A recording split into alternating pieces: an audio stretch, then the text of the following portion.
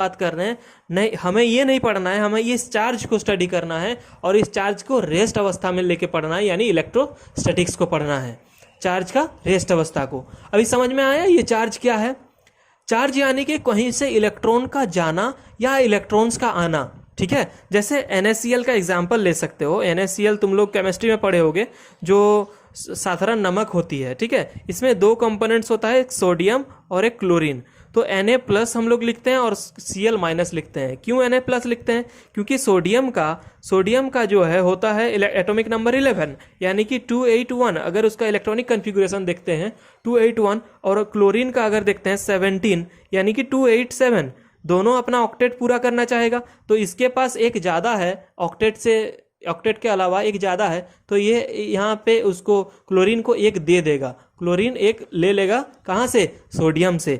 तो chlorine gain किया, chlorine के पास कम था, वो गेन किया, इसीलिए क्लोरीन जो है नेगेटिव हुआ, और सोडियम के पास ज़्यादा था, वो दे दिया, वो इसीलिए वो पॉजिटिव हुआ। यानी कि इलेक्ट्रॉन्स का एक्सचेंज होने से बॉडी चार्ज हो जाती है। अब सोडियम और क्लोरीन दोनों चार्ज हो चुके हैं। ठीक वैसे ही चॉक और बोर्ड, उसमें जैसे ही हम फ्रिक्शन किए, जैसे ही हम रबिंग किए, वो दोनों चार्ज हो चुका है। यानी कि चॉक का इलेक्ट्रॉन्स प्रोटॉन्स बोर्ड में चला गया और बोर्ड का इलेक्ट्रॉन्स जो है चॉक में आ गया।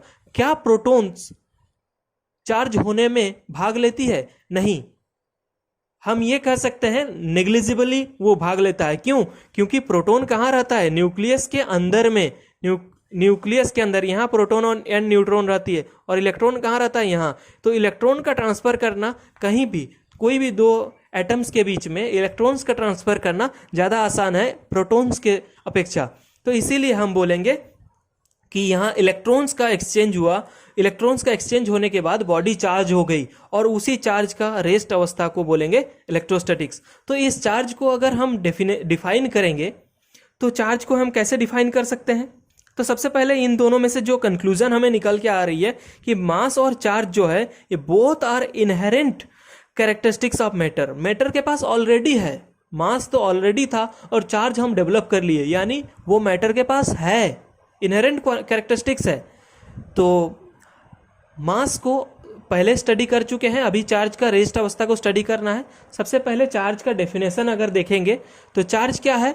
Electric charge is a characteristics of particle due to which it can apply force on another particles. ये फोर्स अप्लाई कर सकता है कौन? चार्ज।